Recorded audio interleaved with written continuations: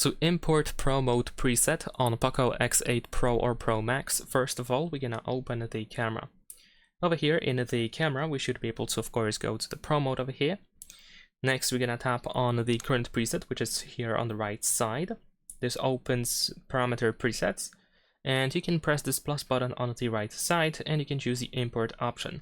Now over here we have this information that we can only use presets saved in the zip format. So we're gonna press OK, you will open the file manager, and you just need to simply choose the zip folder or zip file actually that you have potentially downloaded, I guess, from anywhere or transferred or whatever.